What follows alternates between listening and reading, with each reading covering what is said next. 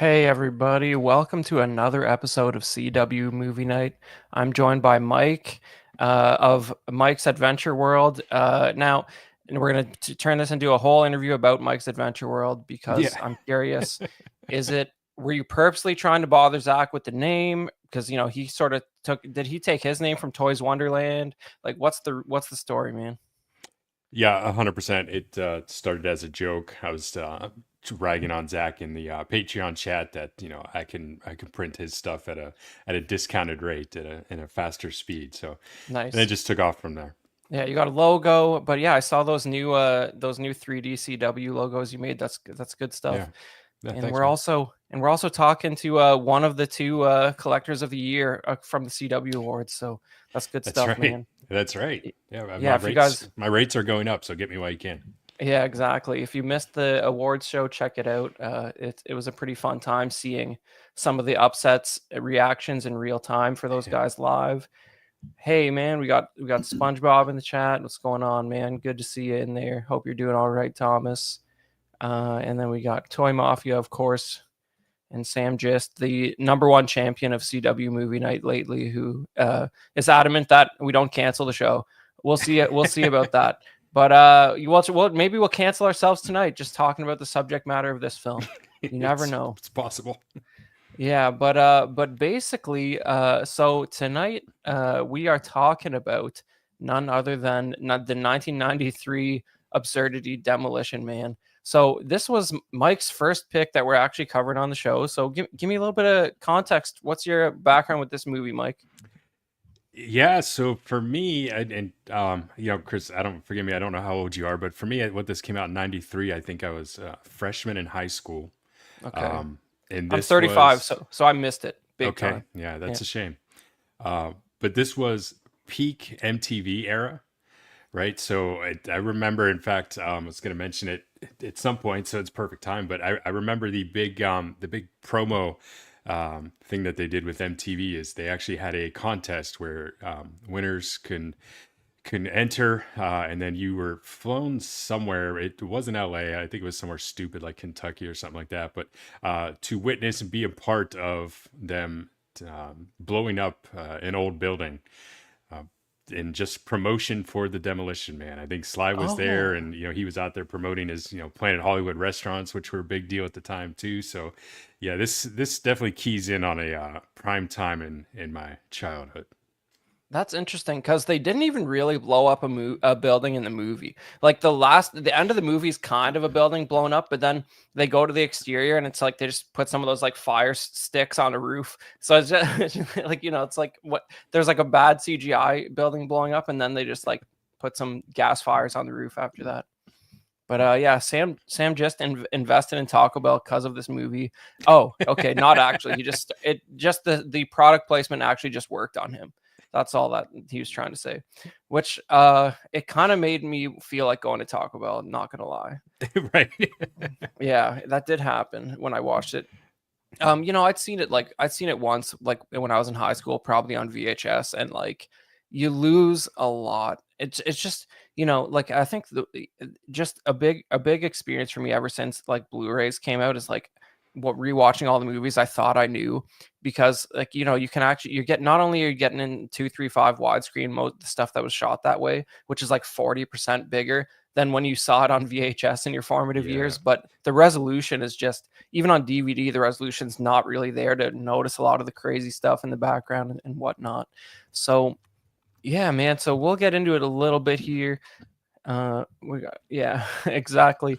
Uh, and so basically, we got Wesley Snipes and Sly, which is like some that's Sly's like a little bit, past the like his heyday where like everything was like triple A quality, but we saw that it got crazier than this. So like this was just we're cruising, and Wesley Snipes, like I'm trying to think where this is in his career compared to some of the other big ones.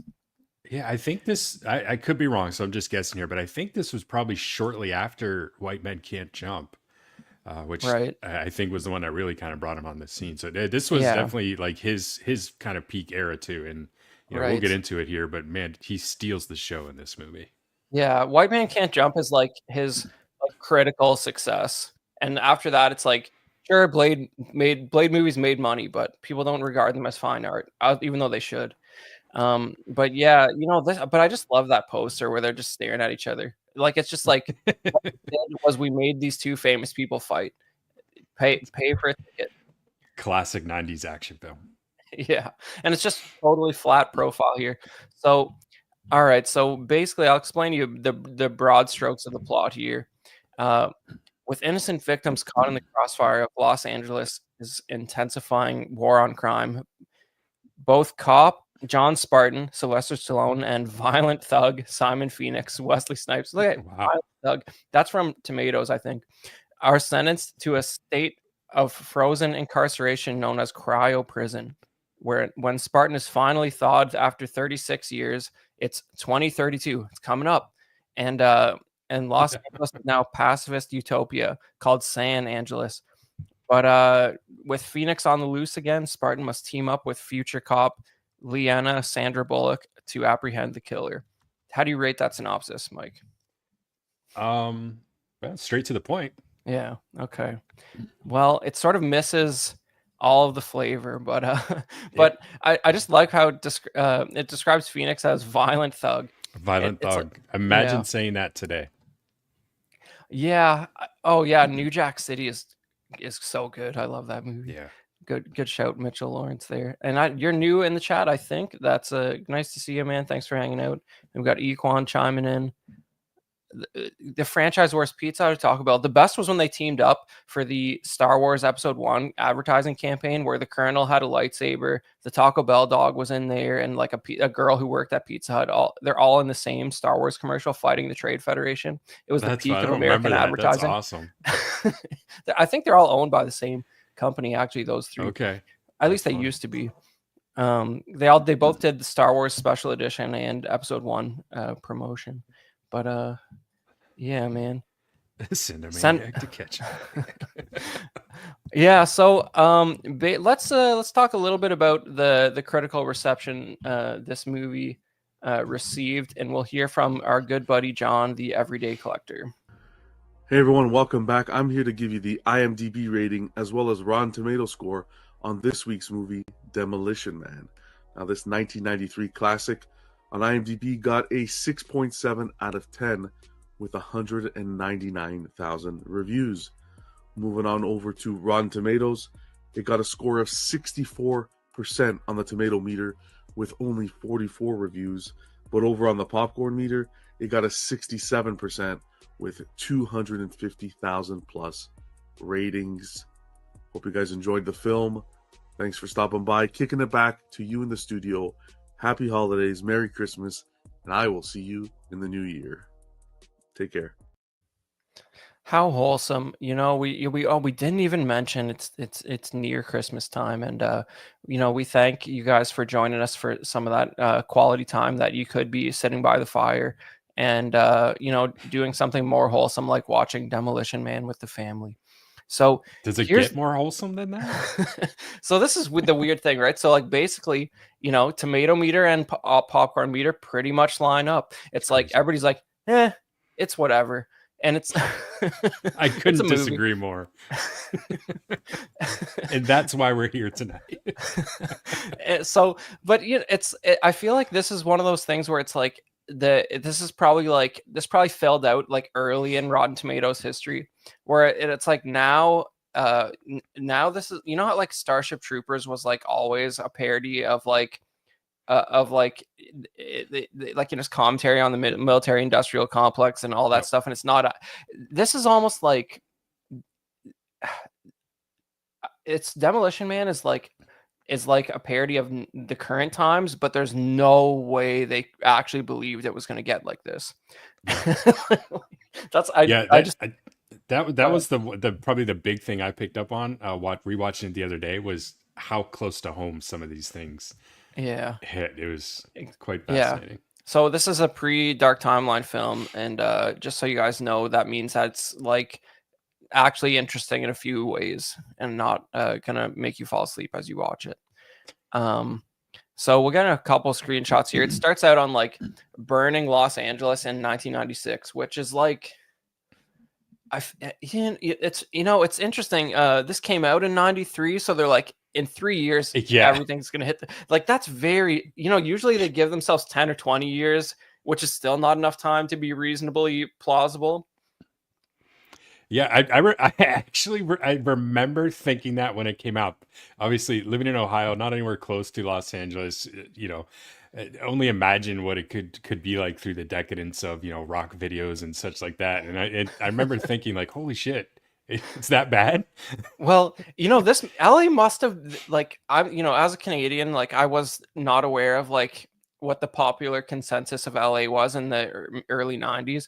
Like, but if you look at other classic films such as if you have Escape from LA that came out in 96, where LA is actually a maximum security prison, the whole place, it like broke off into the ocean. And then and my favorite, Predator 2, it is released in 91 or 92, but it takes place in 1997 Los Angeles, I think, which is also a gang warfare chaos. Yeah. So like, and like Danny Glover has like a laser pistol, and like they're cocaine gangs fighting each other. And like, it's like basically everyone thought that LA was going to just implode. And just when you think you can only stereotype so many things, right? They stereotyped the city of Los Angeles back in the 90s. Yeah, like they didn't think it was going to make it. But I think the death it eventually died was just not being cool anymore. Yeah, But yeah, but so we get introduced to Stallone, who's John Spartan, which is like a name you'd never be able to they would never get approved today because it's so generic. It sounds It's like something a child would make up writing a story for class, right? Yeah, like it's almost like it was the placeholder name that they just never fixed it. It's like Joe Hero. It's like I feel like maybe like the Philistines and the Uncultureds like never heard of Spartans before the movie 300, but like now everyone has, because that like even the comic book was like getting a few of the kids who don't like reading history to hear about that stuff, but now it's just too generic. And how about that shot? Go back to that one, Chris. Gravity doing its hardest to rip the lip off of Sly Stallone. I mean, this takes me back to like the brisk iced tea commercials with Rocky when it's just dangling there. Yeah, it's like you realize the caricature of him was entirely accurate. And Yep. by the way, this screenshot is quite possibly taken at a random interval, so he probably looks like this most of the movie. That's what you can exactly take away right. from. Yeah. So, but he's in the sweet like Chinook helicopter that's like closing in on Wesley Snipes, and like I just remember there's some like sweet like 90s like optical effects here where they have these like tracer rounds like firing towards the helicopters, but they're clearly like composited on because like you couldn't just fire tracer rounds into the air like that. So, well, you got to remember they were thinking of the future. Yeah, 3 years it looks into like the future. lasers. Yeah. but if you look closely, which is like one of the joys of watching this stuff in HD and 4K, is like they're like these rounds are shooting up at the helicopter coming from absolutely nowhere, and like they're just like the spot they're coming from actually sort of shifts around because like they didn't like match up the plates for the key shot. But and then as you watch when he enters the building, you realize there's absolutely nothing there that would be shooting those rounds. Yeah, there's like nobody besides Wesley Snipes. But yeah, like but and then the other thing is, so he jumps out of this helicopter and like it's like not a bungee, like he just like fully impacts like, so violently that he'd be dead. Like he falls like 100 feet and it's just like crack, and it's like, how is he not dead? But that was my because he's John Spartan. I mean, what do you mean? It's just like it'd be worse than a car crash on your brain. but whatever. So like, well, I don't like, bungee cords are available. I don't know what the deal is with that, but we got, this is a cool, like, this reminded me a lot of like in Predator when Arnold's just taking out the militia that's in the jungle, where he's like kicking open doors and throwing knives at people and giving one-liners, like, like this, like Stallone throws guys' faces through glass and into mirrors and downstairs, and this is the you really see stunt guys getting genuinely hurt for the rest of their life, like getting spinal discs compressed, and like, you know, these are the guys who are either, it's like wrestlers, they're either dead now or like their career lasted like 7 years because of how violent some of the stuff was. Right? Back when movies were movies and stunt guys cared enough to break Yeah. their own backs and risk their futures Well, just for our to, entertainment.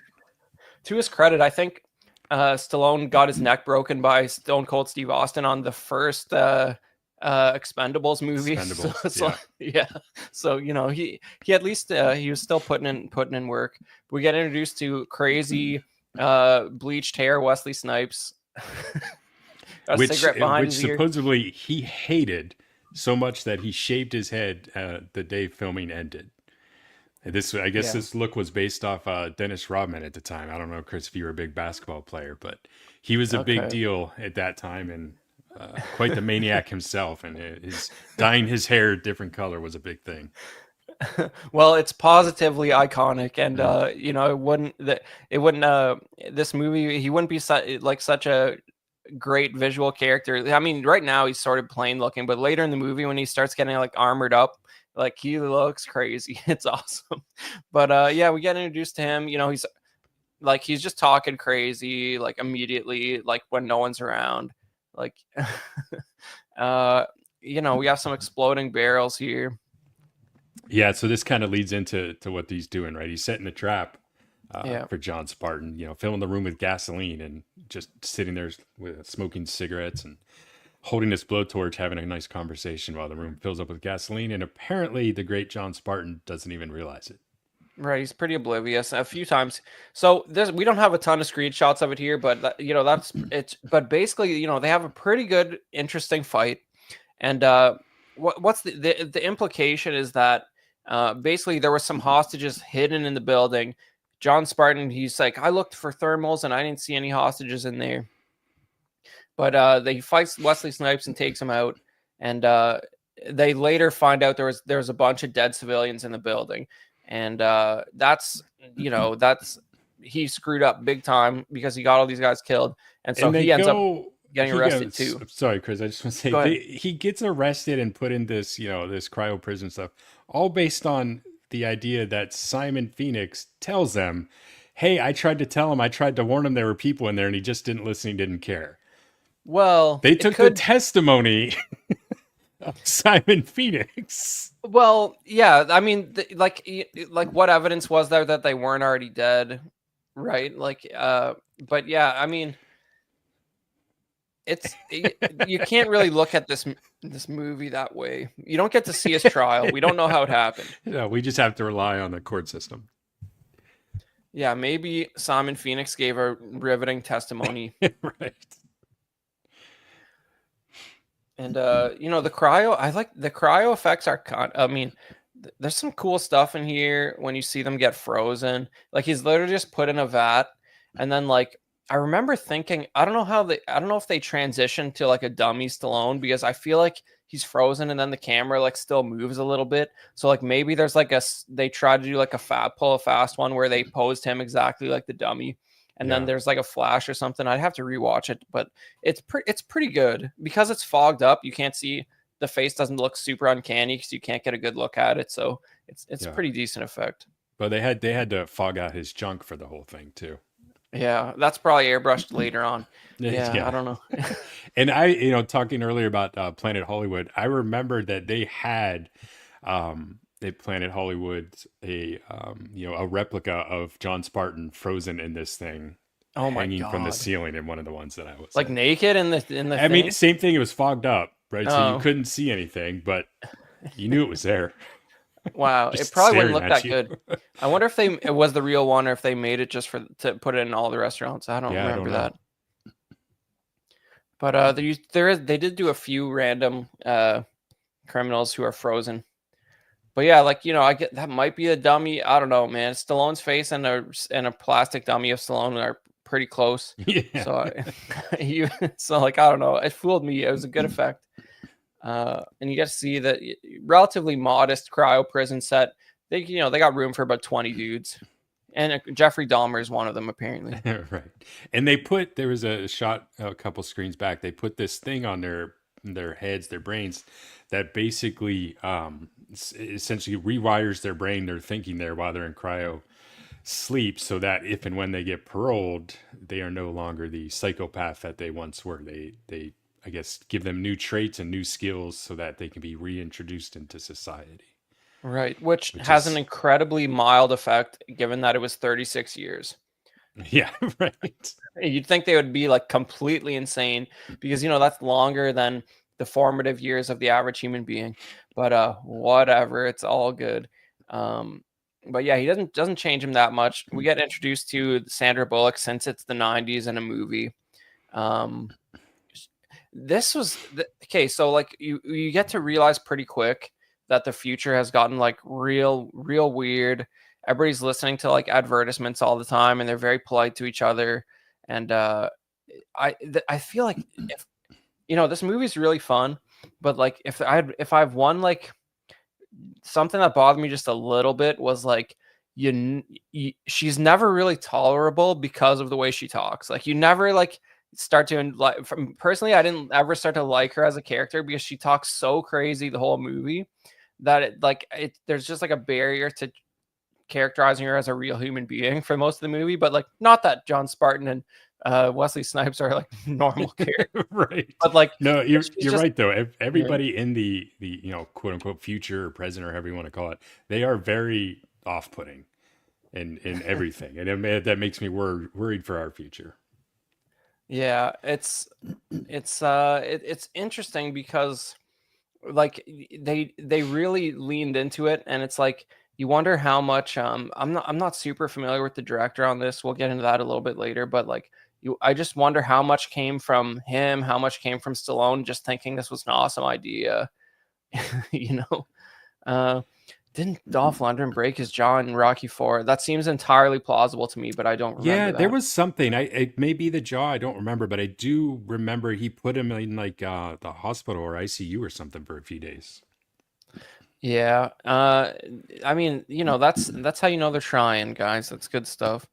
Um, right. So what's going on here? We got So this is really the extent of what they consider criminal activity in the future. right. This is kind of what the entire film is based around. Is that there's some sort of underground liberation happening that they're trying to snuff out, and it seems like one of the worst things they could do is use this machine to pop up and spray graffiti onto I'm going to assume government property or something. But Right. even with that, they have the technology to immediately wipe it away. So really, it kind of makes you question exactly what the point is after is all this. What are they after? I mean, this is the worst of the worst right here, right? There hasn't been a murder in over 10 years. That nobody knows how to handle any sort of violence. This is it. Right. And Automated graffiti. well, that's the thing, right? Like it comes a little later in the movie, but you start to realize like the liberation, the underground sort of like coup that's going on is really just like dudes who want to like drink beer and play video games. That has become outlawed. Not specifically that, but like that's basic. That's Pretty basically much. yeah. Like they're just like, man, we're nostalgic for the good old days. Where you could swear. That's like oh, and then this guy is a cop in so many movies. He's like the Yeah. detective that Ace Ventura hates in the first movie. I'm pretty Yeah. sure. Like he's all over the place in the Yeah. 90s police And officer and roles. I love that they have their contact list, right? They're one step beyond a fist bump at this point. Yeah. They just wave hands in front of each other. Yeah, I saw like when I was looking into this last night, I saw there was like a massive blog that was like 50 things that Demolition Man correctly predicted about Oh the God, future. I gotta look for And that. I didn't read it, but I was like, I noticed all of them as we watched through. So like, this is, I mean, they're not contact lists because of a pandemic. They're contact lists for like progressive social bubble reasons, I guess, in this future.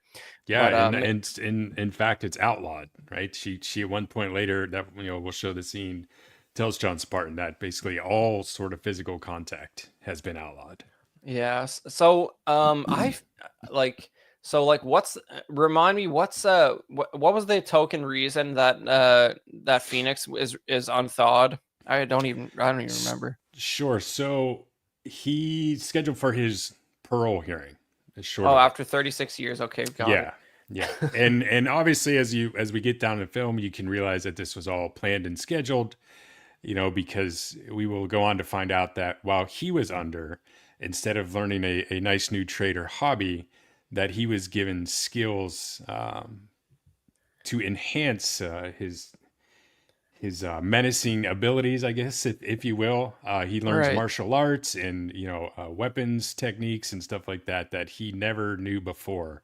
So something was going on. Something was a little fishy in his reprogramming.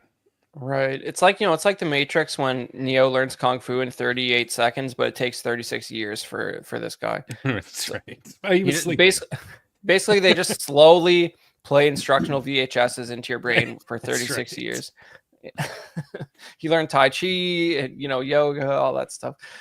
But yeah, he has pretty much instantly escapes, and He magically knows the password to unlock his cuffs, right. So which is right, kind so of right away, our first clue that something's not right there.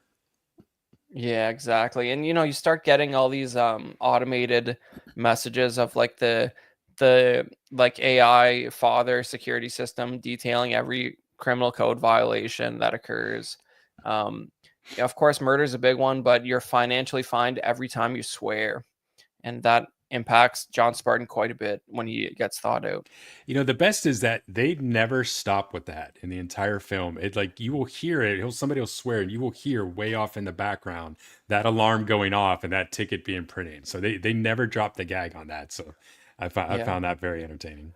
Yeah, and but one thing, like I do think some of these future vehicles like kind of held up aesthetically. Like sometimes what they end up doing these older films is they like build on like kit cars on top of normal cars, and Yeah. when they start looking super big, it's just like you just see that it's basically a Thanksgiving Day parade float. But this seems a little more intentional considering it's such a bonkers movie. It's a weird thing that they put effort into, but like some of these shells look kind of nice and plausible, and they're a little more sleek than your typical like bogus future vehicle fare. Yeah. Yeah. So is he a vending machine here? Is what's going Yeah, so on? the first thing he wants to do when he gets out is he has this urge to go and look up this guy by the name of Edgar Friendly, who, as we find out later, is the leader of the pact of rebels that are living underground. So the first thing it does is go to, I don't know if this was supposed to be some sort of ATM or just some sort of thing. When he walks up, there's some random civilian there who's basically talking to it like it's his therapist, right? I mean, he's almost on the verge of tears, in the computer that Simon affectionately refers to as Hal at this point, is giving him life advice. And, Simon kicks him away and starts hacking into the system. So not only can he fight, he has, these weapons abilities, he can now hack into a computer that he's never done before. So he's kind of freaking out, going through this, looking up Edgar Friendly. And then obviously the first thing he wants to do is get some guns. Yeah, so basically this kiosk is a smartphone, but they didn't think that you'd have a smartphone. So you have a public They were probably outlawed yeah. for some reason. Yeah. But I like for like a vaguely, it's not really a time travel movie, but it sort of is. But it's like it's cool to have characters who are like born in the 60s, and then they were like when the beginning takes place in 96 and now it's like 2036. So it's just like the references are all, I mean, it's all They're all stuff over I the would, place. yeah, I mean, it's all stuff I would be thinking in the future, like if I was just dropped there. But it's Right. like, He has a yeah. line, and I think it's probably when he gets to the museum, right? When he's getting the guns. He's like, wait a minute, this is the future. Where are all the phaser guns? Yeah, yeah. There should, like, I was promised flying cars. Where are they? And this, you got some Josh Brolin looking guy here. Yeah, this is good because again, they haven't dealt with anything significant in so long that they dispatch these guys, and they actually has to use this this handheld computer to tell him what to do. So he's giving him instructions that, lie down on the ground or else. And Yeah, it's that's the great. thing. Like later, you like our John Spartan is like he's like basically under arrest, but like they have no idea how to even apprehend this person who's standing in front of them anymore. If they're like mildly confrontational, Right. they've totally lost it, right? So we get introduced to this guy. What's this character's name? He's basically the ideological reason Dr. for the current. Cocteau, something like Yeah, Cocteau, and basically he's like, is he like the mayor of LA now or something like that? Yeah, and so it was a little confusing as far as what his actual rank and role was. I mean, they basically just kind of referred to him as the savior of the city. Responsible for not only the cryo-prison, which was really kind of the tipping point that changed things, but then cleaning up, the city as a whole by eliminating all crime and Yeah. passing all those ridiculous laws and bringing these robes into fashion. Yeah, it's basically like if Dr. Oz like became mayor of like, and he's hawking magic beans. He thinks he knows what's best for everybody. If three guys showed up and threatened you with electronic dildos, I would shit my pants, says Sam Jess. Threaten you with a Yeah, good I time. mean, well, most of those are electronic, so I think you mean like cattle prod variants or something. But yeah, no, fair enough, man. I'm right there with you. So you get this is like the sort of you get the vibe that it's sort of like this 1984 like paradise through superior firepower and everybody's monitored all the time. So we eventually get naked Stallone. He's thawed out here. Had to put that one in there. Yeah.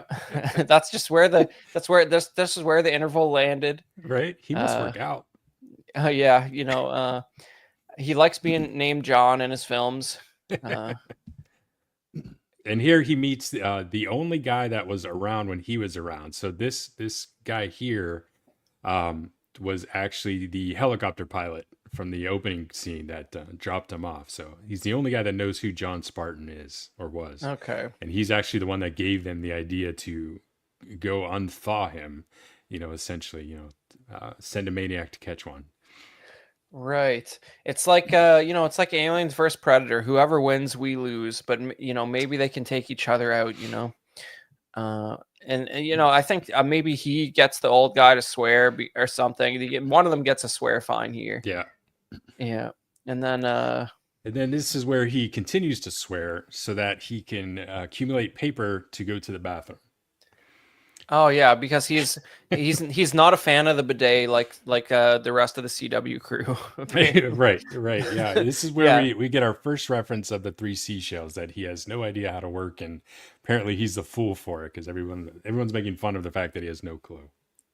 And to this day, nobody has any clue. Yeah. That's pretty much the deal, Mitchell Lawrence. It's swearing toilet paper. He's very, they think it's very hilarious that he would even contemplate using toilet paper.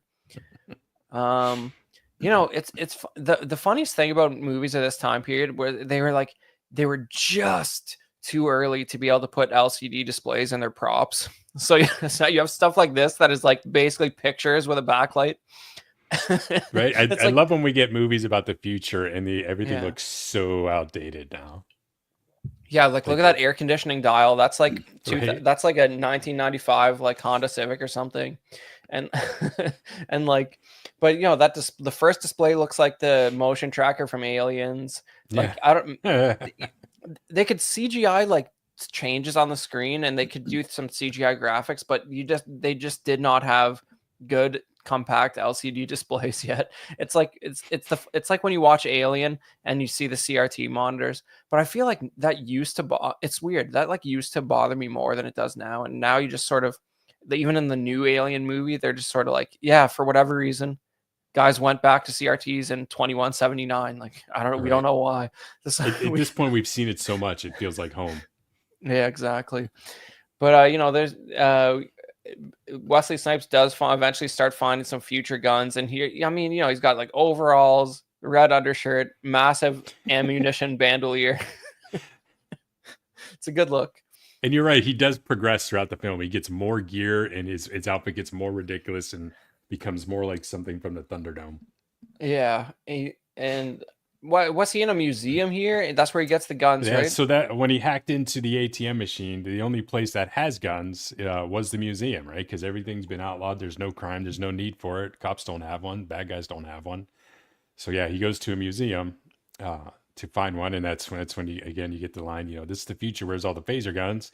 Yeah, And he finds one. One yeah. that He takes even about 5 minutes to charge up before you could shoot it. but he even starts shooting in the museum, and like even after he's like fired a live round at a pane of glass in the museum, the museum like curator guy The comes over to attendant, him. He's yeah. like, "Are you all right, sir?" Yeah. Like Not he's, not even with that much of a tone, Chris. Not even that. It was like, can we help you? yeah. It's like his brain omitted the gunfire. It was so alien to him. It's like he didn't know that his life was in danger at whatsoever. Right. And so Stallone's getting introduced to the number one police weapon, which is a baton that like is like a taser baton, which Sam just was calling an electric dildo. Yeah, it's not very. It's. I mean, apparently it can like if you tap someone with it, it can knock them unconscious, but it doesn't look too imposing. No. So this is after they have their big fight in the museum. Simon gets away, breaks out, finds Dr. Cocteau as he just happens to climb out there, and without even hesitation, he pulls the trigger to try to shoot this guy for no reason other than just being there dressed like an idiot. Only to find out that for whatever reason, he can't kill him. He either misses on purpose, when he gets close enough, he cannot pull the trigger. So this is our next big clue that not only is there something going on with Simon Phoenix, but maybe this Dr. Evil guy has something to do with it. Yeah, he's like some kind of Manchurian candidate. He's been programmed somehow with a strict set of rules there, Yep. which I don't really know how that's really testing for me. You've wasted too much time thinking about it. It's like, yeah, it's like I don't know if that's really how the brain works, but all right. But yeah. So I grabbed this screenshot. I thought it was funny. So this is after he chases away Simon Phoenix. Dr. Cateau wants to thank John Spartan by inviting him to dinner at Taco Bell. That's his reaction to be invited to Taco Bell. And generally, that's how I feel every time somebody asks me if I want to go to Taco Bell. Right. But do they say that all restaurants are Taco Bell? Is that Yes. like okay? So like I guess they have Taco Bell won the franchise awards, which they didn't go into exactly what that was or how that was, but yeah, they won the franchise wars. So all restaurants are now Taco Bell. So I guess that means you have like a spectrum of like fast food to classy sit down Taco Bells. I like maybe. Do you see these people eating fast food? I don't see it. It's probably like this every time.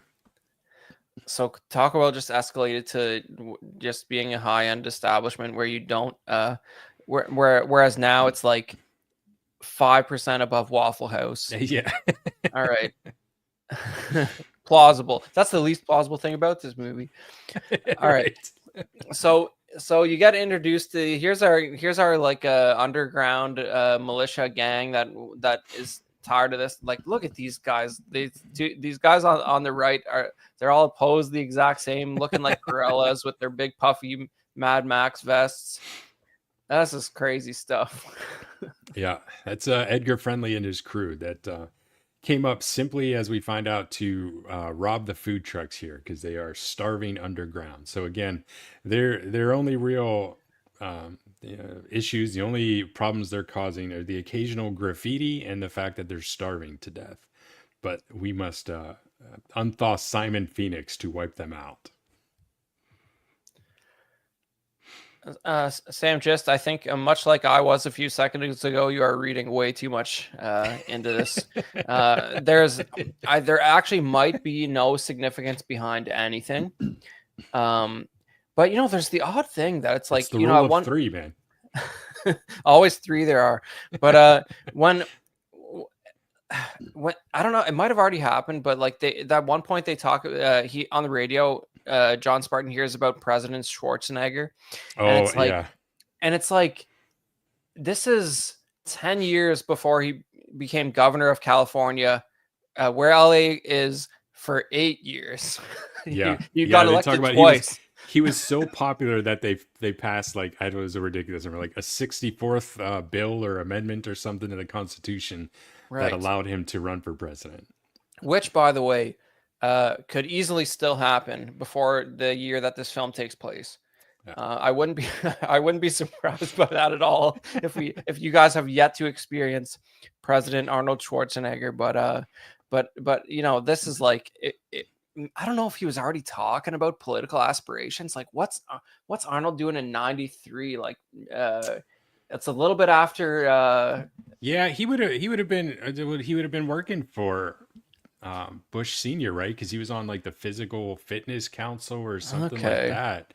So he was clearly dipping his toe into politics. I think he was Right. probably with Maria at the time. So yeah, Yeah. I don't remember it, but yeah, maybe they saw it coming. Yeah, he must have already been talking about it. Yeah. It's a weird line to put in there otherwise. But I mean, Yeah. do you think they really believed he'd be governor of California for 8 years? I can hardly believe it as I say it. It's still hard to believe. Yeah. So oh yeah, so you know, we get a little more confirmation that there's a direct relationship with Dr. Cocteau and Phoenix, and basically you start to realize that he's using Phoenix to take out specific targets, and he's a dog on a leash, and that's the idea. But you know, he's a little bit hard to control. Yeah. This is where he basically confronts him, and he comes clean and tells him that, you know, he's the reason that he's here, and he has a very specific, objective to be here, and he basically tells him to stop screwing around and do what he's here for. And I think this is the scene where he basically tells him, you know, he could take care of it, but he's going to need some help, and kind of convinces him to allow him to unthaw some of his other friends for the big fight at the end. Yeah. Sam just says we all saw Arnold movies to know he would be running shit somewhere at some time. You know what I would like? I would like a highlight reel of like kills from Commando and the beginning of Predator, and it just on the screen it just says he was governor of California for 8 years. Just while it just plays the kills and one-liners. It's God bless America. It defies credulity. But I feel like he was like generally considered favorably. I know we were talking about this recently with Terminator 3, but like I don't think he was pretty well received as governor of California, even among like I mean, he was two-term, right? So yeah. I mean, he won the what do they call it when they kicked the other guy out, the special election or whatever, and then and he won the quote legitimate election after that. So yeah, I don't know. Californians probably have a different opinion of it than we do that weren't there, maybe. But well, they might have liked him at the time, but now you're not allowed to say anything positive about any former governor who is not of your specific political affiliation. Yeah. So it is what it is, guys. You can't, if you don't vote that way, you can't say anything nice about him. It's just how it works. Yeah, that's what I was getting at, buddy. But Sam, so Sandra Bullock is very impressed with John Spartan, and I threw, forgive me, Chris, I threw this scene in, this grab and the one her in his office, just to show that she is one of us. She is a collector of everything nostalgic, from John Spartan's time. So if in fact, when you look back in the office, when she's in her office, she's actually has figures of Michael Keaton Batman and Jack Nicholson Joker on the shelf. So she is a collector. So one of us. Yeah, and what do you have in the foreground here? You got a wind up 12-inch soldier. I don't know if you guys remember, this is ancient time stuff. This guy would you wind him up and he crawls, and the gun had like a flashing light on the end. Yep. Like that's Stop good stuff. Yeah. Yeah. I mean, they don't make them like they used to. I gotta check eBay for one of those immediately after the show. That's pretty sweet. But maybe there's like a modern like Chinese knockoff version, but I would gladly pay $20 to wind up one of those once right now. But yeah, so But yeah, Sandra Bullock propositions him and says, "Would you like to go back to my place and have sex?" And basically, it involves putting on VR space helmets because physical contact has been outlawed, and amusement ensues. Yeah. The facial expressions and grunts and sounds that Sly makes during the scene. My God, man. Yeah, If I mean, that's I what was he's really hoping. like, I feel bad for whoever he's with. Yeah, well, that's the thing. It probably is because he's acting like he doesn't want to sound stupid at that part. Yeah, Like right. he probably thinks that's exactly what's up. But I was hoping that it's basically what you get is like close-ups of their faces flashing while they're Yeah. just like disoriented. It's not that exciting, but it's not a VR simulation of something they could do in person. But yeah, he doesn't like it. He takes it off pretty quick, and she's mildly offended.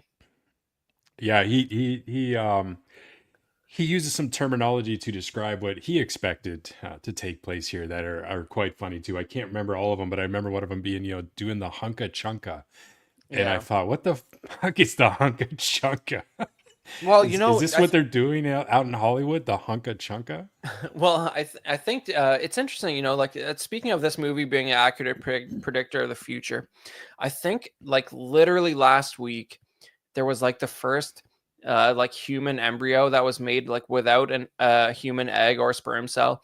It's like, eventually you're just gonna order a kid on an Amazon cart, and you're not even gonna have to put up with any of that body crippling BS of carrying it for 9 months. And and maybe you won't be a Am I going to very get 2-day delivery of Amazon Prime member? you might still they might be able to get it down to 6 months instead of 9, but that's probably the best they're gonna be able to do. But they speed it up, they can speed it up a little bit. But it's like this is the way culture is going. There are going to be people who live their whole life with a 6-foot bubble around them who get kids delivered to them in the mail in the future. That's just the way it's going to be. And I feel like this movie is accurately predicting where like 40% of modern Western culture wants to go. And they want any offensive trigger words. Man, the idea of trigger words is so applicable to this movie, but it had no concept that would ever be a thing. Like there's just things that bother people. You're not allowed to swear, period. Yeah. It's and I feel like they're not. It's imagine a time when Hollywood films would go after people for being overly sensitive and make a parody of it. It's just like what alien times 1993 was. It was a very freeing time. Good time to be alive, Chris. Yeah, there's the 3 shells, which are clearly just spray painted shells that they never meant to explain it. There is no valid explanation of it. No, I mean, like, right? That's the beauty of it. They don't even try. Yeah. So we're left as dumbfounded as Sly is in this. Yeah. But as I was looking at this movie the other day, I saw something, how true it is, I don't know, that supposedly the writer was on the phone with his friend and basically saying, hey, it's in the movie in the future, we're changing all this stuff, I can't think of anything to do in the bathroom, what do we do in the bathroom? And the guy said, I don't know, I've got 3 seashells sitting on my toilet, and he hung up and ran with it. Yeah, and what also I like, and SpongeBob Thomas says you don't want those babies; they're fed Soylent Green. Yeah, I mean that's the thing, right It's there. people. You get it delivered home, the eyes glow green while it stands up silently in the middle of the night. It's not good. But the other nice thing about this though is like the shittiness of it. It's like you like in the shot you have like a stainless steel toilet, but then you can just tell the shells were like spray painted silver because like they're clearly not chrome like the toilet. So it's just like you just see like the crappiness of the I mean like the future's so great. Like I have a pen that paints chrome now. Like right. Like how great is that? They didn't even have access to something like that. No, but they had access to maybe Bed Bath and Beyond to get that trash can next to the toilet. Yeah, whatever. But they didn't. They did not update the dated '90s bathroom tile though. Sam just says he once saw a diagram on the internet of how these shells are supposed to work. I would. You got to send us that, Sam. I want to see that. Yeah, maybe I don't. I don't know. It depends on what part of the internet he found it. Yeah, it's like when I don't know if that's necessary. It's like when they started showing like like there was like an explicit shot in The Mandalorian showing that the Razor Crest had a toilet. It's like, yeah, I mean, I assumed that. I didn't need a Right. scene in that room, but yeah. What else we got going on here? He's Uh, watching this, some this was vertical great. TV. He sits down to just watch TV or something. He probably doesn't know what it is, and it's a video call that was the wrong number, and screen pops up, and this girl's sitting in her bathroom topless, and she nonchalantly just covers up and said, "Oh, sorry, wrong number." And that's the future I want to live in, Chris. Yeah, that might be the only nudity in the film, and it's like Yep.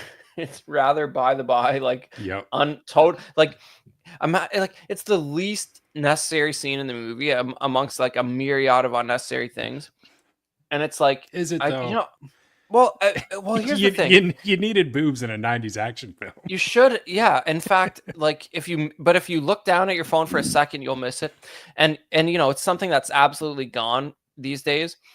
Like if it's not necessary, you don't get it anymore. That's the current rule, right? Like Yeah. like Oppenheimer offended people. That's where we're at. Yeah. But Yeah. but like just the idea of like now in the script, there's somebody sees that scene, they'd be like, what's it doing for the movie? Yeah. Okay, It's not we're just advancing getting the rid of it. plot. It's Yeah. not critical to the character. Yeah.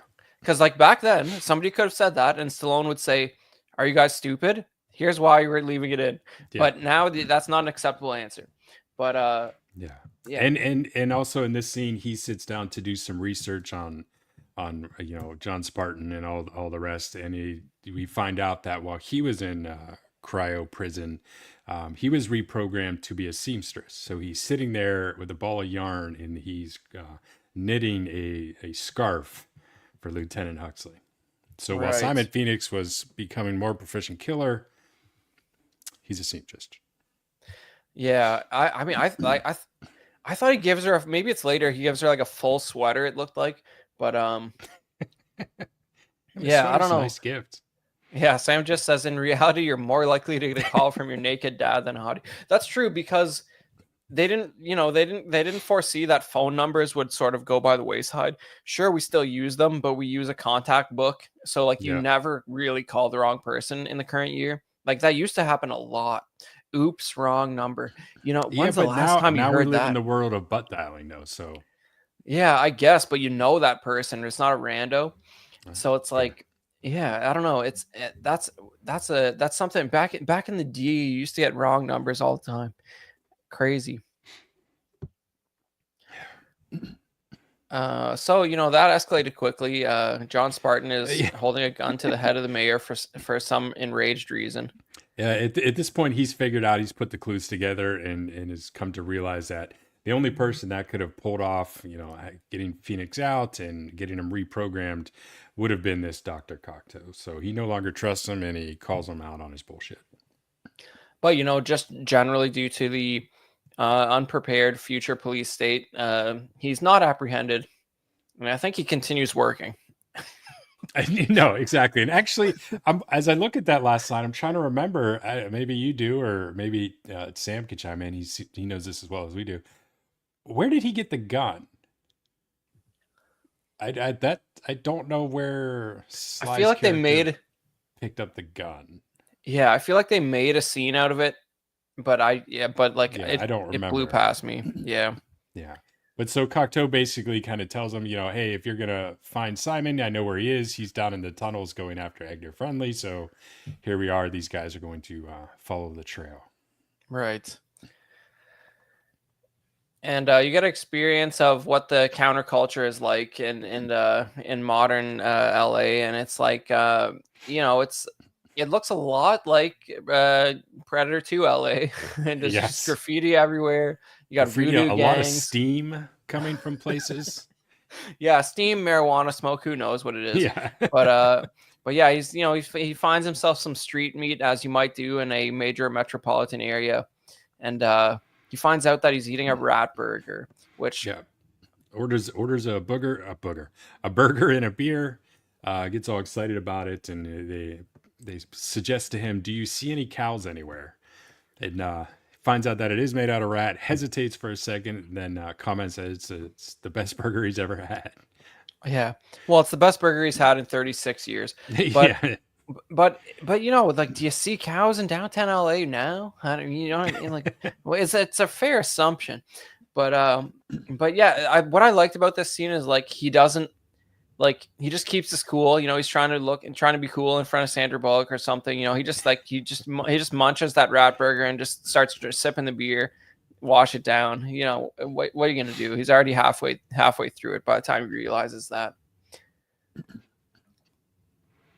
Yeah, and then here he gets confronted by the legendary Dennis Leary, who is Edgar friendly, and basically goes on a rant, a classic Dennis Leary rant about everything that's wrong with the world upstairs and all that they're trying to do simply to survive. And I read something the other day that supposedly the writers rewrote all the dialogue for this character once they signed Dennis Leary to it because they wanted as many classic Dennis Leary rants as possible. And that's basically all they got from him. Every scene he's in is just him ranting. Yeah, Sam just did, in fact, remember where he got the gun, and apparently it was in the museum shootout with Snipes. Makes sense. Imagine, like, look at that. It's like this movie's like a Bible story to Sam Gist. You know, like, of course he got it in the museum. It's, you know, Deuteronomy 3:16 got it in the museum fight with Wesley Snipes. You idiots! Of course he did.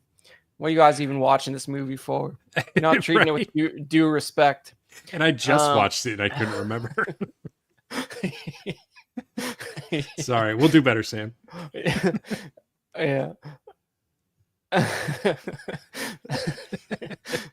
I was too, born in the 80s, Sam, but just by a hair.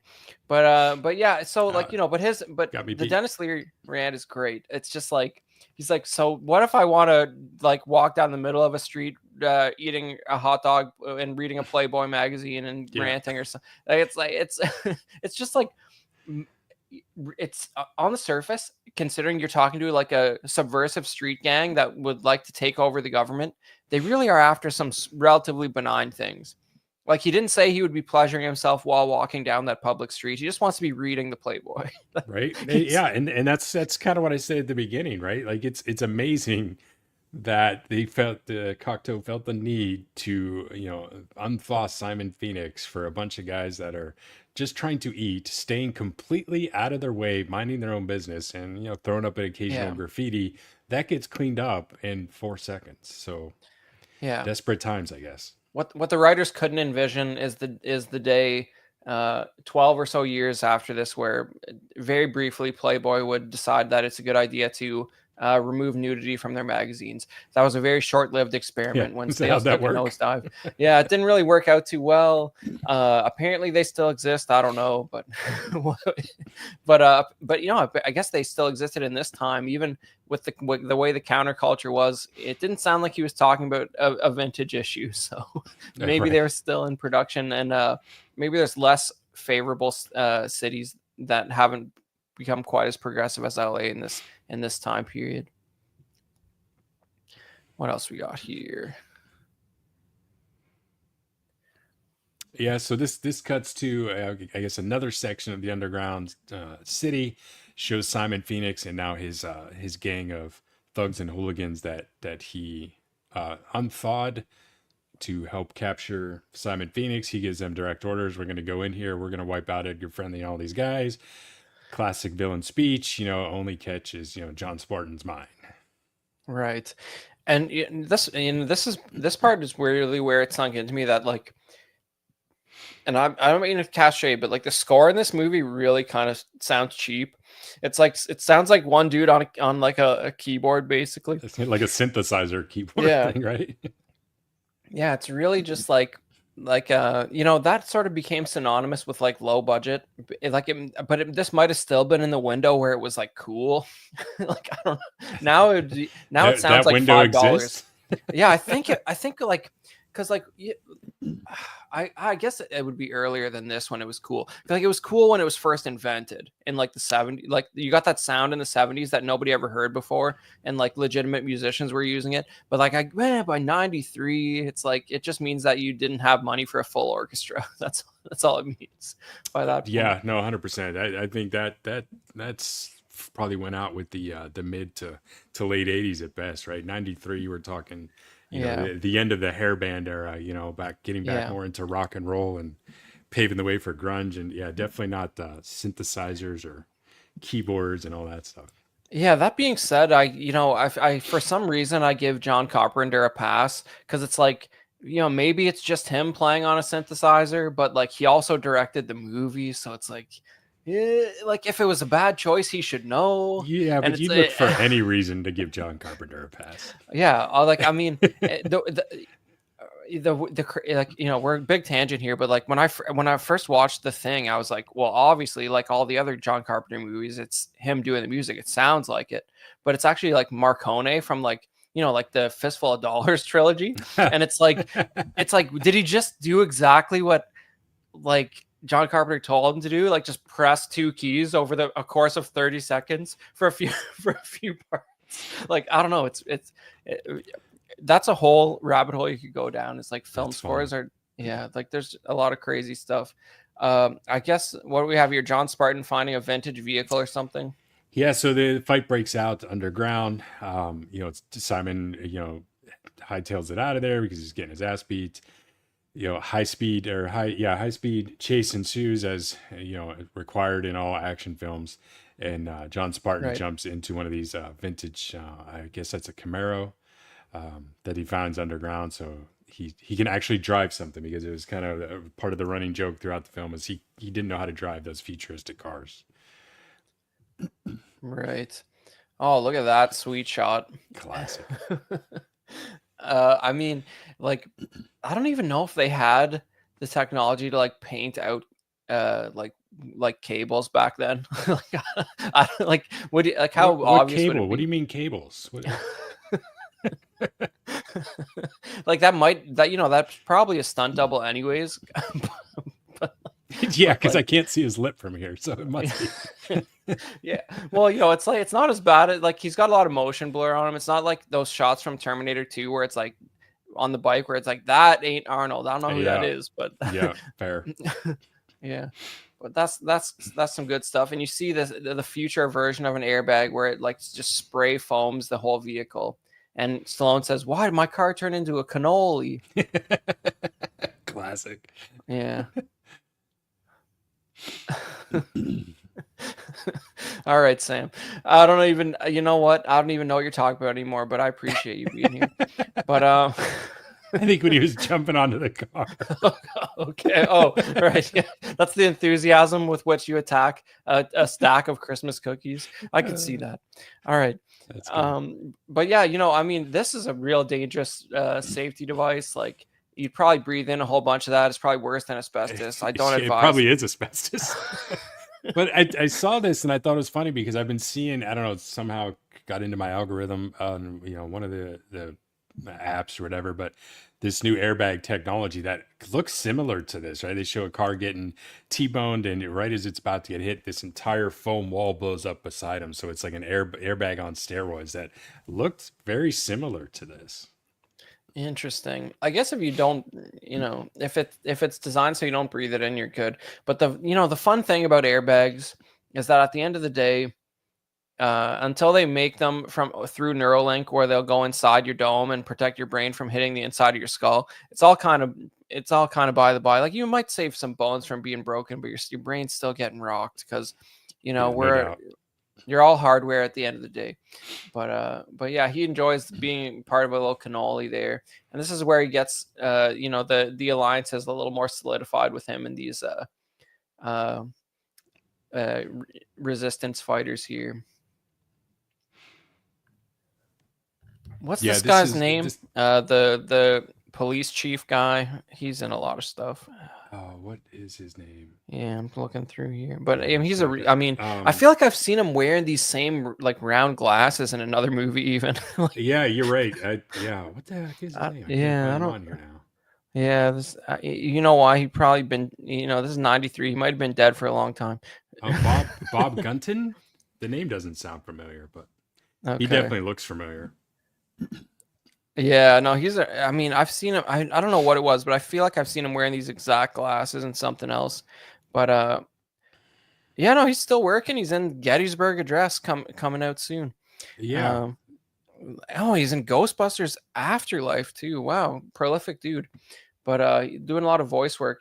The warden from Shawshank. That sounds Shawshank, plausible. that's it. Yeah. I feel like I've seen these, but it's weird. Like you see a lot of guys, like the other guy in this who looks, he's what's that guy's name? Plays Otho in Beetlejuice. I swear that guy wears a kimono in Beetlejuice at one point too. Bob. It's like that. That's just what he does.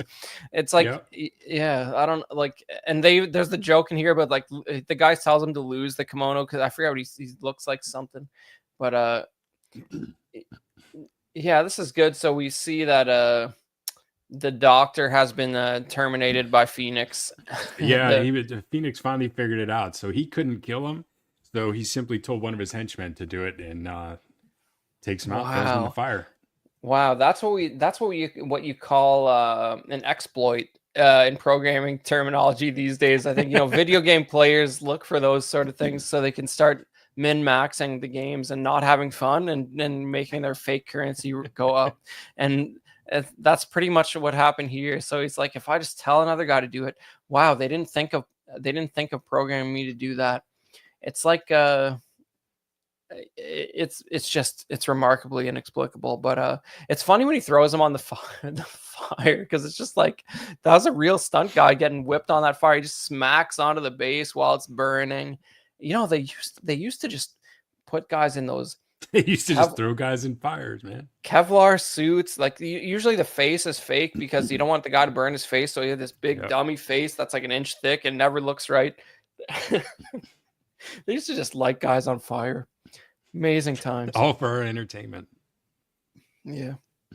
I don't remember any famous cases of people dying from that way though. Usually they must have had it down to a science. Yeah, swept under the rug. Well, the big movie production deaths we all sort of know about. Like Twilight Zone was a big one. That was crazy. The helicopter crash killed like couple kids who weren't even supposed to be working, and the lead actor who they even imagine kills the lead actor and the kids, and they still put the movie out with that scene right before it happened. I feel like you'd never do that now. But I mean, I don't know if that might be one of the positive things about modern times. I mean, I guess, I mean, maybe to get on a tangent here, right? But Alec Baldwin just killed that person on that Rust set, and they're finishing that film, and it's going to be put out.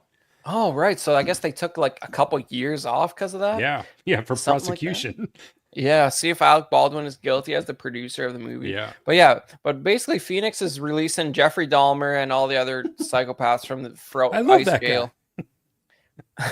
Yeah, he's a fan. And then we have this awesome like sort of climactic battle in the cryo chamber. The John Woo special there, the two handguns. Yeah.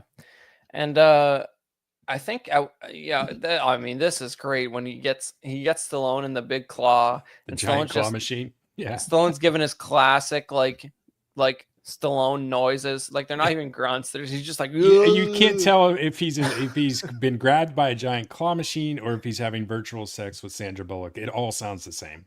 Yeah, and Wesley Snipes has Arnold's gun from Batman Forever or Batman and Robin, whatever it is. And he's just like shooting ice lasers around, and basically, Wesley Snipes gets ice cryo juice on him, and Stallone somehow kicks his head right off from the claw, which is like, I mean, that's pretty great. It really is. You get all the frozen blood there.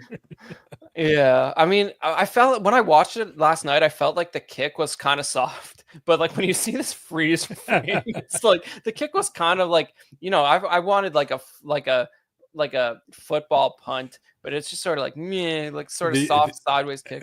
Right, the explosion when the head hits the ground was more impactful than the kick. Yeah, exactly. But I mean, this looks pretty good with the like sort of frozen blood shards flying there. That's pretty good.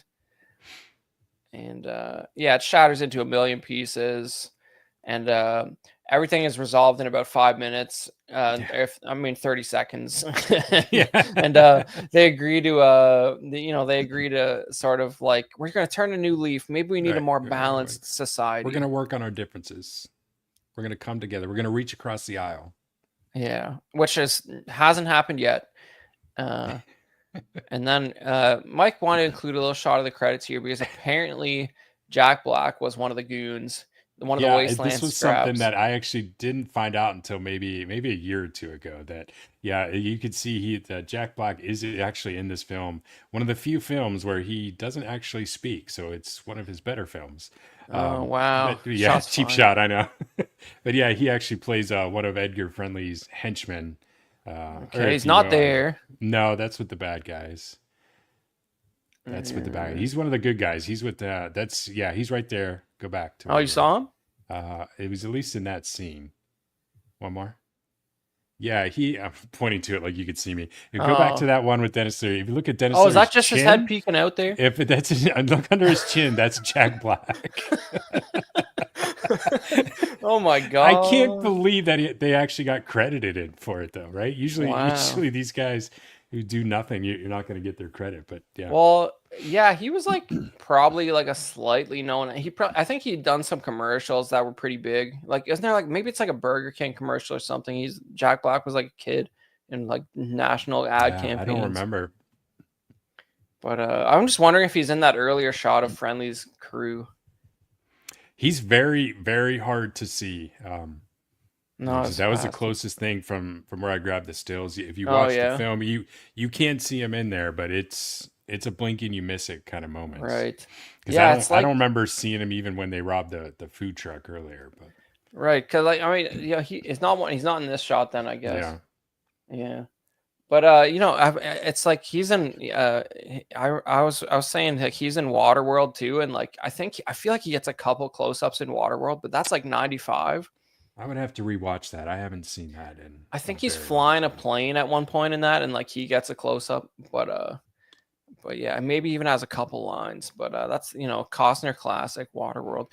One of the 3 or 4 movies where Costner writes, directs. I don't know if he wrote it, but he definitely directed it himself. And he, for whatever reason, when he directs himself, his character is irresistible to women, regardless of his behavior or age. Much like you Horizon. Would write it any different. Come on. No, it's just funny because it's like like Horizon, his latest one, it's the exact same thing. Like he's like 75, and like he's got game, but he's the director and the lead actor. But yeah, so that's Demolition Man. It's joyous. It's like Mike was saying, this is MTV era nonsense. We didn't spoil it for you because it's another movie that's basically a music video, and if you watch it, you'll get a lot of amusement despite having heard the plot, which is all really sort of besides the point. Yeah, it's exactly it. Yeah, so I had to look for some behind the scenes shots, and here we have director Marco Brambilla given some instructions on set, and I mean, so like I had to look. There's not a lot of behind the scenes shots, but they're all this guy just sort of looking real thoughtful, talking to actors, and it's like as if this is like some Shakespeare shit. You know what I mean? Look at Wesley Snipes thinking, "What the fuck are you talking about? Did you read the same script I did? Who gives a shit? Let me go kick something."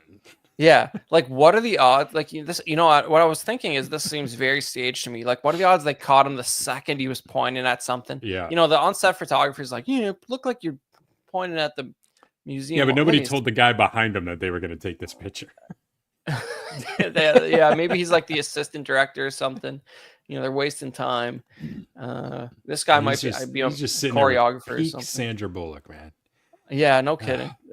Just peak. This was before Speed too, so this was her big breakout film. Yeah, and compare her to Sly. She looks a lot closer now to how she did then than he does. Funny how that works, but she's probably about 20 years younger than him. But now here he is, just being an auteur, just he just explain it to Wesley Snipes how he came from the past, and he's a violent thug. Yeah, what are my motivations here? Yeah, so you have a lot of that. Nothing cool, no cool like camera effect shots. It's almost like this guy just was like, "Give me a few stills talking to Stallone, talking to Wesley Snipes and Sandra Bullock, and we'll call it a day on the behind the scenes photos."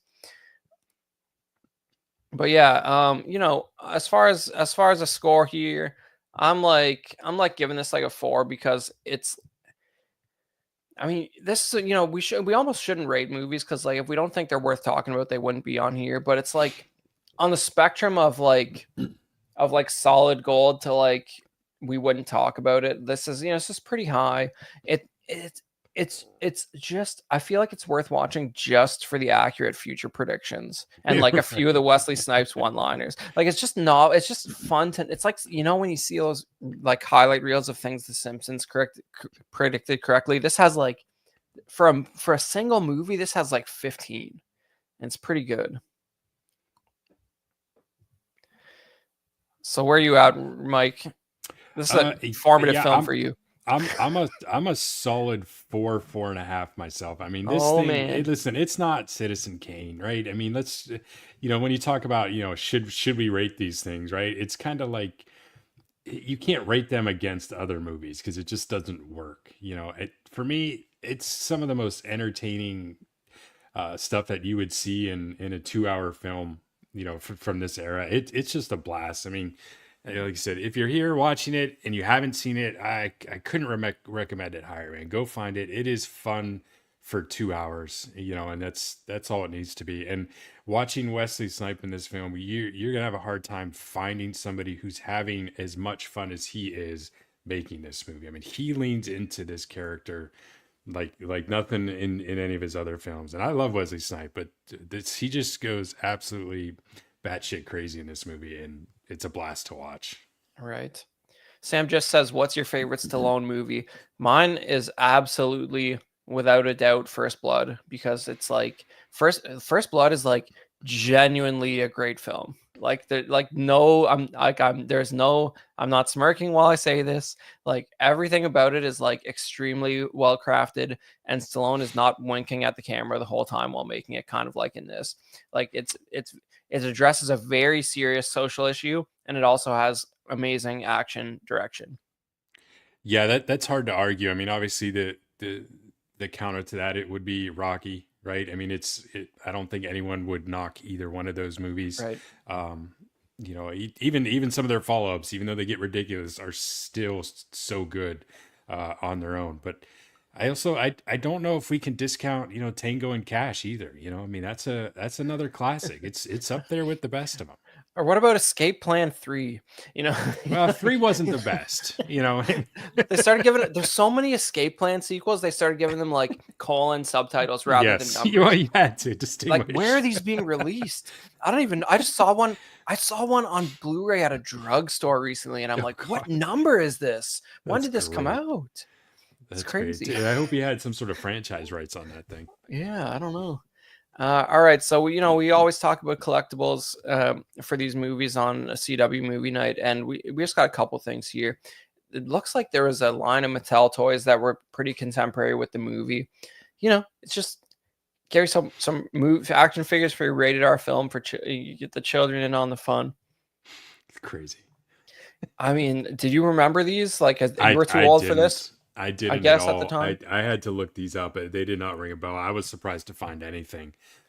Kind of, to your point, about just Mattel toys for an R-rated film is kind of bonkers. Yeah. Well, I mean, you do have that sort of like, around this time, Kenner, maybe it's a little later that Kenner's doing the Aliens and Predator figures, but there's some RoboCop stuff, I think, also from Kenner. But like, this is weird because it's like some of those they're referencing a franchise that has like there was a RoboCop show that was like not rated R. Yeah. And like, there's Alien vs Predator comics in the late 80s that are like, kids are allowed to read those, even though they're Predator #1 is horrific. But it's like more traumatic than the movie. But yeah, so you get a little bit of that. I wouldn't mind a Phoenix if you see one. That's pretty cool. I would want the one with like the orange, undersuit. And I mean, when I looked at these, I honestly looked at them and was like, I don't remember any of these. Like, when did they wear any of this stuff? Yeah, perfect representative the paint of schemes are just way off on this. But yeah, Sam just points that out, saying that he's not wearing anything he wore in the movie. Exactly. Yeah. But I mean, but Phoenix does have like the bullet bandoliers at least, and the iconic bleached hair. So like you Yeah. can tell who it's supposed to be at least with him. Here's a close up on one of the Stallone figures. Where the Yeah, that face one's looks pretty terrible. It looks bad, but you can tell who it's supposed to be. I was gonna say it's not good, but it absolutely looks like Stallone. So I don't know what you want to take from that. No, yeah, Look it's at like the eyes; they got the droopiness, and the eyes are perfect, man. That's like Hot Toys level. yeah. Well, it's like when they it's like the early Star Wars figures. Like the paint app for the eyes did not feature white. It was just like brown, and you got a line over top of the eyelid, and then a dot. Yeah, Just that's the way it goes. And I mean that body looks real similar to the the Batman 89 like Bruce Wayne figure or something. You know, it's Mattel, so it's yeah. not, they didn't reuse it. Like there's a whole lot of reuse for the Kenner figures like from that period, but I guess this is cross brand, so it wouldn't be. But just like the build of it looks very similar to some of those early Batman figures. Limited edition movie poster offer too. Wonder what that's about. Wow, you might have to cut a proof of purchase off the Yeah. back and mail it away to get a And just pay sweet for poster. shipping. Yeah. And then I included one other thing here, which is this magazine called Cine Fantastique, which is like they just got some for like, you know, it's a cheap collectible. Like I have the RoboCop one. It's just like for iconic movies from this sort of time period, like they would do some wild covers that were often like a little bit embellished or repainted from the movie, and like it's just like like, you know, they're celebrating just like crazy bonkers sci-fi movies, and like it's just a culture that has so gone by the wayside, and like just nothing compared to how cool it used to be. It's just like I love collecting these old magazines because they're usually not going to cost you more than $5 or $10, and you can get a real window into what people were thinking at the time. That's awesome. Wait, I read the title there. I assumed this was like something foreign, and then as I read more, I realized no, the rest is in English. Yeah, I mean, you can find some. I mean, I have one. I got them for like RoboCop, Species, Gremlins, I think. You know, just good chaotic nonsense from that time period. And obviously I'm sure this magazine is long closed up shop, as many have. You don't have this one though, Chris? I do not. But you know, listen, I mean, this is one of those things where you can find them, but like they're just like they're not worth anything. So like Yeah. you can, you know, it's legitimately a fun read. Even if you get rid of it after. What do you spend it on at $10? But yeah, that's Demolition Man. It's joyous. Check it out. Any final thoughts, Mike? No, man, this was fun. Thanks for letting me pick. I hope I didn't let the team down. I wanted, you know, it's always tricky when we find these, right? Because you want to find a balance between a legit good movie and something that's entertaining enough to talk about for, you know, an hour and a half. And I felt from the jump that this one was the perfect fit. So Yeah, I man. hope everyone enjoys it. Yeah, Dean meant to be here with us, but you know, duty called, and he had to go see the brand new Sonic film. So like, Yeah. we understand. He was genuinely sad about not being here with us. He was disappointed. He probably enjoys this even more than I did. So Yeah, shout out, Dean. and We'll get you in here. yeah, exactly. And you know, Sam, just thank you for hanging out in the chat the whole time. Yeah, We man. appreciate that. And Always. and Michael Lawrence, that's hopefully or Mitchell Lawrence, sorry. Hopefully that's listen, man. I wasn't hired for my literacy, okay? Mitchell, I appreciate you. It's good to see some new names in the chat, and at least I hope you're a new name, because I'm saying that, and that's gonna bother you if you're not a new name. But I appreciate you hanging out for a good chunk of the time here. It's always good to see a new person in the chat there. But yeah, let's get on to our Patreonies here. We got Captain Fordo, Ian CB, Renee Mendez, Eric Mariscal, Quinn Aguirre, King Louis, Mark Pearson, Paul Schreiber, Equan, Chris Valencerina, Ben Thomas, David Jones, Sam Gist, Joao Bretta, Thomas Clark, Eric Schweitzer, Six Guns Figs, Badfish, Joe Corpus, Luke Skywalker, Dan Lee, Deanie Martin, Big Fern, Caesar American, Mark Phillips, Lisa Martin Bomonsky, Rick De Gregorio, Ricardo Valdez, Jose CZ, Alad Morgan, Tukathri, Wah, and thanks for watching all show as well, SpongeBob. Thomas, we miss you so much, buddy. It was great seeing you a couple weeks ago. When obviously whenever you're feeling up to it, the seat is yours, man, and we'll be happy to even if it's months down the road, we'll be happy to wrap up a few more of your picks for CW movie night and figure it out. But maybe you could get one of those sweet Stephen Hawking like chatbots, so you can just do the whole show talking like Stephen Hawking did back in the day. Amazing. That'd be that'd be pretty sick. But I mean, like, I would appreciate that'd be funny as hell. But just so you get you get your stamina back up to do an hour and a half show, it'd be funny as hell.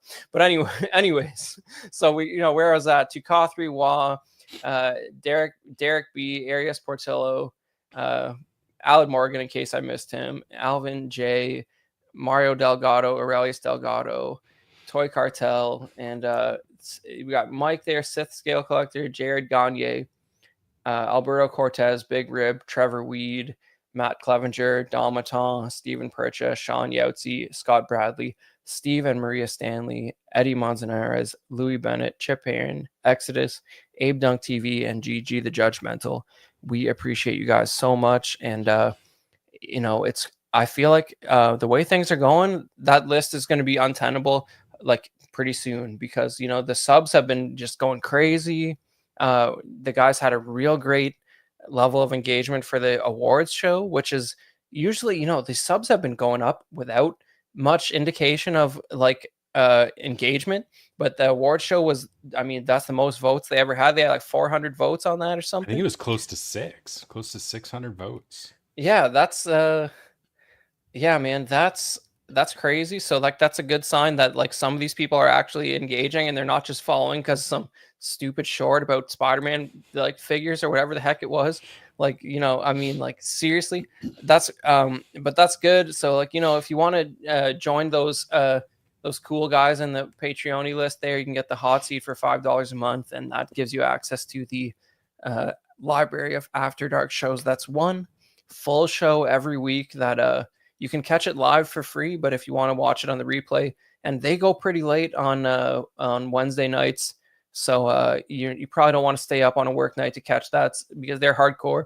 So if you want to watch it on the replay, you got to get the hot seat Patreon membership, and then once you get to Sweet Angel and above, you get sent stickers every other month, which are pretty cool. And here's your November and December Patreon stickers here, which is the Merry Oxmas, which I guess is theoretically a cartoon of Zach, and also the Quacker Zach's cereal sticker, which is, believe it or not, in that real photo, that is Zach in a costume. Yeah, that is him in there.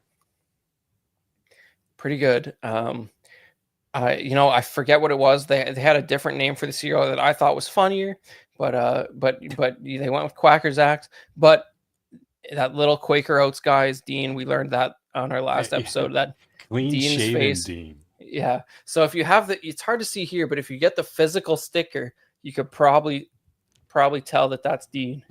I don't know what picture they used, but you can't really tell here. I just thought it was the real Quaker Oats guy, but Dean corrected us last episode.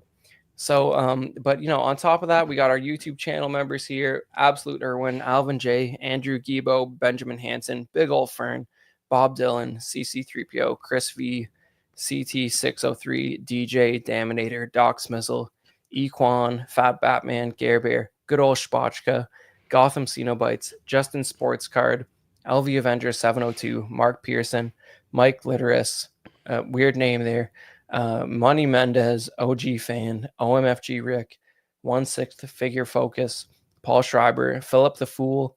I think Philip was just recovering from an operation. I don't know if I'm crazy there. I think I heard that. Get well soon, buddy. S Beam, Sam Gist, who's been in the chat all night, Scarnlord, SpongeBob Squareballs, who's also been in the chat all night, and Sunnyvale Russ, The Ben Thomas Show, Toy Mafia, who's first to comment every time, and Exodus. We really appreciate you guys, and thanks for hanging out. And we have an out-of-date network slide here because apparently OFAC is back once a month, so you can have some guys from across the pond give their alternate take from Bizarro World on 1/6 scale figures. They just think different things than the Americans do, guys. I don't know. They have different taste. So you can hear that. And it's great to have them back because they took roughly 6-month hiatus, which was the initiating incident for this show being created here. And I don't know, maybe in the new year we'll see how it goes. We might switch to a monthly episode so we can sort of switch Thursdays with them. But then those movie picks are going to become in real high demand if we do that, because like, you're lucky to get a couple a year at that point for one of the hosts. So you got to be real selective when you pick a movie at that point. And then we got the main show live every Tuesday night, Collecting Weekly Live. And right now, Small Talk will be next Thursday, alternating every other Thursday. So, I don't know if we're going to have one on Christmas Day. Maybe if we pre-record this weekend or whatever it is, Christmas Eve or Christmas Day. If we pre-record this weekend, we will have a preloaded one on there. I don't know if that's in the cards or not. I was going to ask what you guys were doing, right? Christmas Day is Wednesday, so this would be the day after Christmas for Small Talk. But I know, guys, are watching now. Keep your eye out for the Collecting Weekly and After Dark this week, because I'm not sure at this point when Zach's going to have those.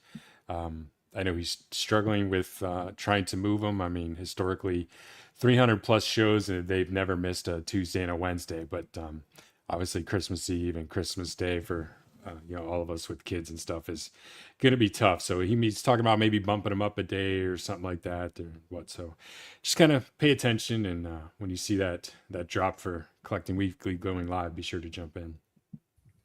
Yeah, I mean, I feel like it would be I feel like the move would be to do like a pre-record that's like pretty low agenda, like end of the year sort of like chill out, loose conversation, kind of like After Dark, but maybe a little bit more collecting focused and less offensive, like marginally less offensive, less offensive. Something like that. They don't know how to do that. It's something. It'd be tough because with the awards show last weekend, we didn't really cover any of the news for that week, so we've got like 2 weeks worth of collecting news already backing up. So, but hey, whatever Zach decides to do, we'll be on board for it. Yeah, I'm sure there'll be something within the next week, because that's just the way it goes. But yeah. So aside from that, I think already scheduled. Just Another Friday Night has a show tomorrow night, and so we definitely still got that going. And then Sam just still wants us to cover Monster Squad. I mean, yeah, no, I know that. Listen, I know that it's good. Zach really wants us to do Dark Crystal. I know that that's good too.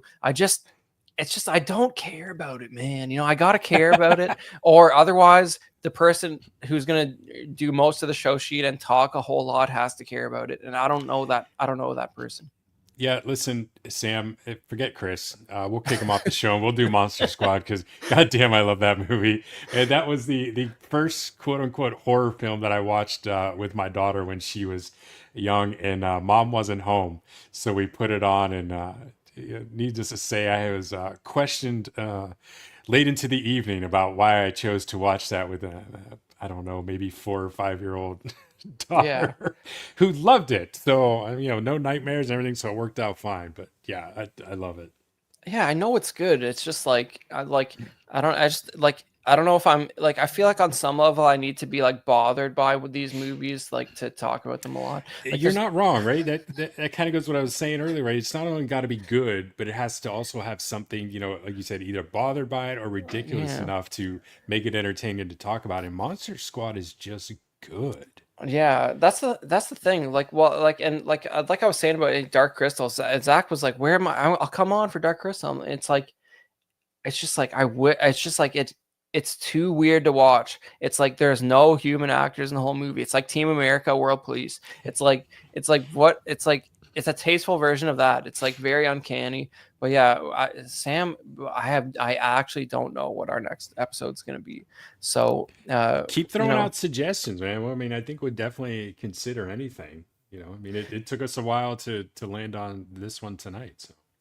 Yeah, exactly. I mean, throw it out there, but I mean, best case scenario, there's 24 a year, probably 12 at this point. So like, are we going to pick what you say? 99% chance, no.